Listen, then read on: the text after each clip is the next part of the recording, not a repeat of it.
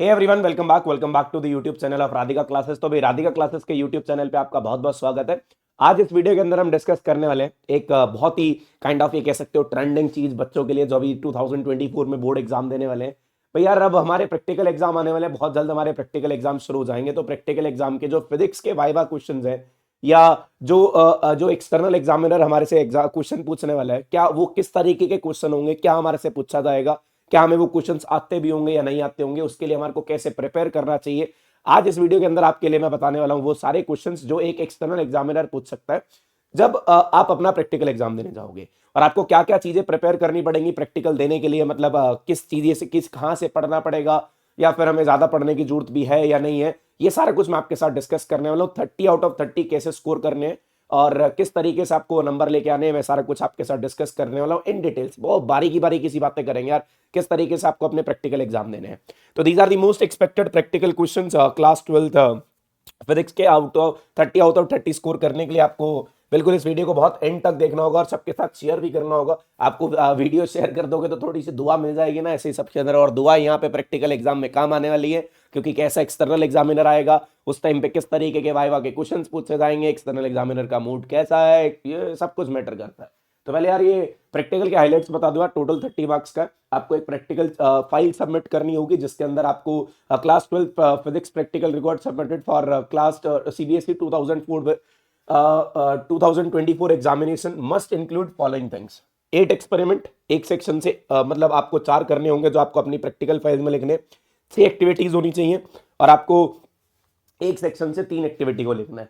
एक project report आएगी, the report of the project carried out by the student. एक project report आएगी, इन्वेस्टिगेटरी project आपके लिए आएगा जो आपको कुछ बना के जाना होगा, चाहे वो हैंड रिटन हो सकता है या फिर टाइप्ड फॉर्म में हो सकता है या फिर कंप्यूटराइज फॉर्म में हो सकता है। वो आपके स्कूल वाले आपको गाइड करेंगे किस तरीके से आपको बनाना है, भी आपको टाइप फॉर्म में बनाना है या फिर कंप्यूटराइज फॉर्म में बनाना है या हैंड रिटन बनाना है।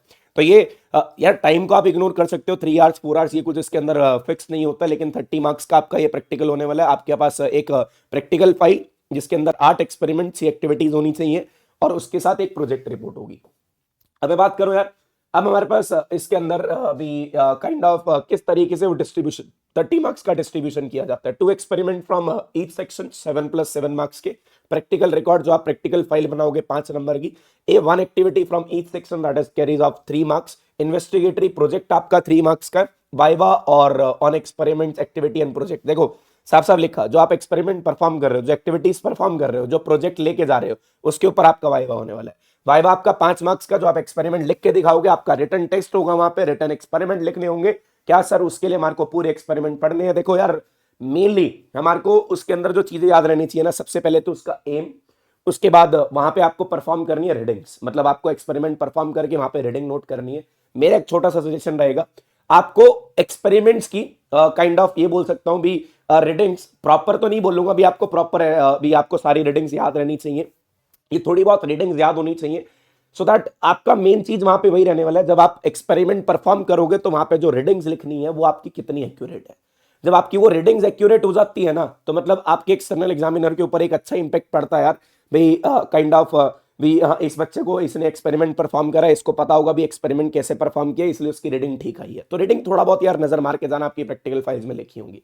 दूसरी बात, मोस्टली स्कूल में ग्रुप में एक्सपेरिमेंट कराए जाते हैं। अब उस ग्रुप को, मतलब जो आपका ग्रुप बनेगा, उस ग्रुप के अंदर अगर मान लो 2-4 बच्चों के भी, अगर मान लो 6 बच्चों का या 5 बच्चों का ग्रुप बनाया गया, एक बच्चे को भी एक्सपेरिमेंट परफॉर्म करना आता है, तो आपका काम वहां से बन जाने वाला है। मतलब आप एक्सपेरिमेंट परफॉर्म करके रीडिंग नोट कर लेना। हाँ, एटलीस्ट आपको ये पता होगा एक्सपेरिमेंट परफॉर्म कैसे किया। मैं छोटे छोटा डिटेल में बात करूंगा भाई किस तरीके से एक्सपेरिमेंट परफॉर्म होते हैं, ज्यादा डिटेल में हम जाएंगे नहीं, मतलब थोड़े थोड़े क्वेश्चन जो है वो आपको पूछे, मतलब आपको बता देंगे भाई किस तरीके से आपने चलना है।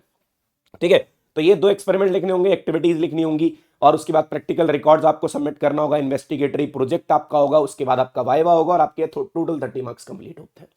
ये हमारे लिस्ट ऑफ एक्सपेरिमेंट है। जैसे सबसे पहले यार आपको ऑन्सलो परफॉर्म करके आपको प्लॉट करना है ग्राफ बिटवीन, मतलब एक वायर का यूज करके पोटेंशियल डिफरेंस और करंट का ग्राफ प्लॉट करना है। अब सबसे पहला सवाल इस एक्सपेरिमेंट से होगा, what is Ohm's law? Ohm's law होता क्या? V is equal to IR, किस कंडीशन में वो वैलिड होता है?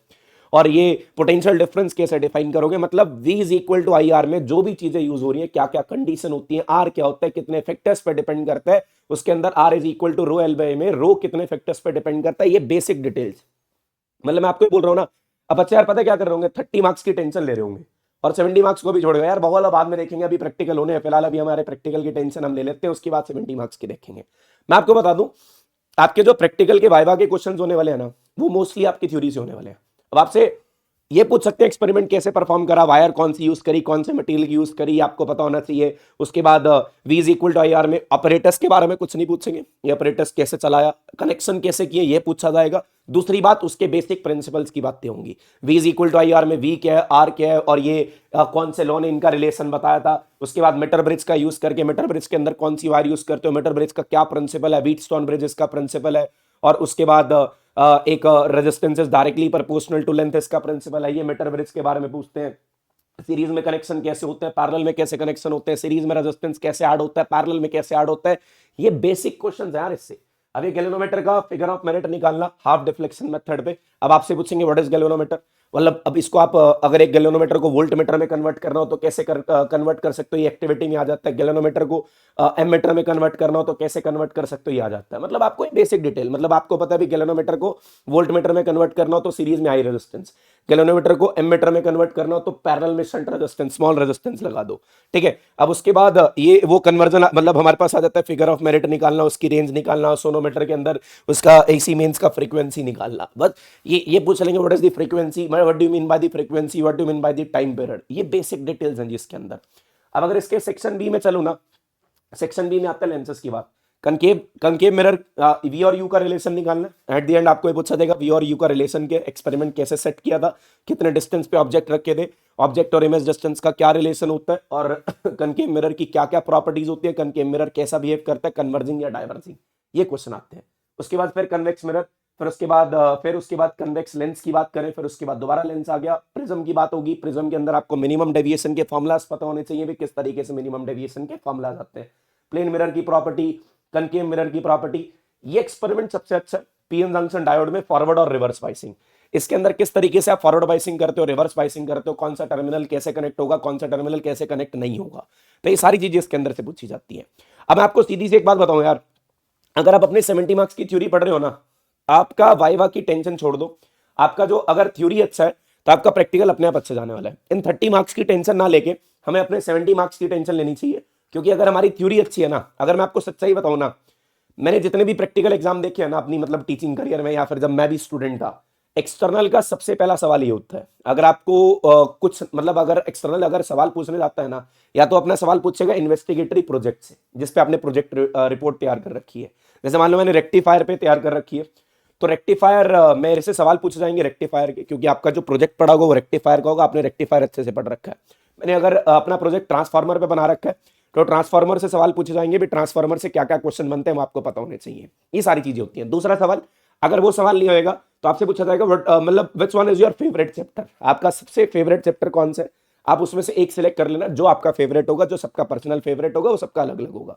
तो उससे सवाल पूछा जाएगा, भाई ये चैप्टर आपको आता है, इससे ये चीज बता दो, ये कैसे होगी। मान लो मेरे पास सेमीकंडक्टर है, मैं पूछ लूंगा यार मेरा फेवरेट सेमीकंडक्टर है, सामने वाला मेरे से पूछ लेगा बताओ यार पीएन जंक्शन क्या होता है, पीएन जंक्शन की बाइसिंग कैसे करते हैं, पीएन जंक्शन को रेक्टिफायर में कैसे यूज करते हैं, एन टाइप और पी टाइप में क्या फर्क है, उनकी डॉपिंग किस तरीके से की जाती है, ये सारा कुछ मतलब आपको चैप्टर की नॉलेज होनी चाहिए। 99% केस में ऐसा ही सवाल होगा, भाई आपका फेवरेट चैप्टर कौन सा, उसमें से आपसे सवाल पूछे जाएंगे। नहीं तो अदरवाइज आपसे बेसिक क्वेश्चन होंगे, ऐसा कोई हार्ड एंड फास्ट क्वेश्चन नहीं होगा। इन केस अगर आपको नहीं आता है तो आप लोगों ने ज्यादा कुछ ऐसे मतलब काइंड ऑफ ऐसा नहीं होगा सर हमें नहीं आता, कोई और सवाल करो, सर नहीं आता, दैट्स इट। मतलब आपने सिंपल सा एक सवाल, सर नहीं आता, can you please ask the next question, that's it. आपको सीधा ये सब जवाब देना उनको, ठीक है। मतलब जितना पोलाइटली आप बात करोगे उतने ज्यादा आपके मार्क्स लगने वाले हैं। और इन 30 मार्क्स में से आपको बता दूं मैक्सिमम मार्क्स आप बहुत अच्छे से स्कोर कर पाओगे। इनके लिए ज्यादा इतनी मतलब काइंड ऑफ थोड़ा बहुत एक्सपेरिमेंट्स को पढ़ते रहो, उनकी रीडिंग्स को पढ़ते रहो, उनके अपरेटस को पढ़ते रहो, किस तरीके से एक्सपेरिमेंट परफॉर्म होने ये पढ़ते रहो। बाकी आपकी बेसिक थ्योरी से क्वेश्चन पूछा जाएगा, ज्यादा टेंशन लेने की जरूरत नहीं है। हम थ्योरी को टारगेट करते हैं, 4 मार्च हमारा मेन टारगेट है। हमारा प्रैक्टिकल एग्जाम इतना ज्यादा हमने उसकी तरफ से स्ट्रेस आउट नहीं होना, हाँ भी प्रैक्टिकल एग्जाम हो गया, आपको जाके प्रेजेंट होना है, थोड़े बहुत एक्सपेरिमेंट परफॉर्म करने, दैट्स इट, इतना ही होने वाला है। बस थोड़ा सा आप लोग रिलैक्स रहो यार। प्रैक्टिकल और अपने आने वाले प्री बोर्ड्स, हमारा टारगेट वो नहीं है, हमारा टारगेट 4 मार्च को होने वाला फिजिक्स का एग्जाम है, उसके लिए पढ़ो, बढ़िया तरीके से फोड़ के आएंगे। Thank you so much. अब बिना टेंशन के अपनी 70 मार्क्स की तैयारी करते हैं, थोड़ा थोड़ा प्रैक्टिकल को टाइम देंगे, रोज का 30 मिनट्स निकाल लेंगे और उसको थोड़ा सा रिवाइज करेंगे। प्रैक्टिकल 30 मिनट्स 20 मिनट्स जो भी आपके पास टाइम निकल सकता है, जितना हो सकता है उन्हें टाइम निकाल लेना। और इसके बारे में पढ़ लेना। जब भी आपका प्रैक्टिकल हो इस वीडियो के कमेंट सेक्शन में जरूर बता देना, उसके बाद भी आपका प्रैक्टिकल एग्जाम कैसा हुआ, आपका वाइवा कैसा गया। आपको मार्क्स नहीं पता चलेंगे, वो सेम डे आपके मार्क्स अपलोड हो जाएंगे सीबीएसई की साइट पे, बट वहां पे वो कोडिंग यूज करते हैं, कोई यूज करते हैं एबीसी, कोई यूज करता है अल्फा बीटा गामा, कोई यूज करता है 1 2 3, इस तरीके से आपके मार्क्स लग जाएंगे। तो आपके मार्क्स की टेंशन छोड़ दो यार, जब रिजल्ट आएगा तब देखेंगे कितने प्रैक्टिकल में मार्क्स लगे, बढ़िया लगेंगे, टेंशन लेने की जरूरत नहीं, थोड़ा बहुत पढ़ते रहो, ऐसे ही बस अपने थ्योरी की प्रिपरेशन करो। ऑल द वेरी बेस्ट, सबके साथ शेयर कर देना यार। अभी एक छोटी सी रिक्वेस्ट है यार, जितना वीडियोस को फैला सकते हो फैला दो, जितना शेयर कर सकते हो शेयर कर दो। कल से मिलते हैं पीवाईक्यू सेशन में। Thank you so much.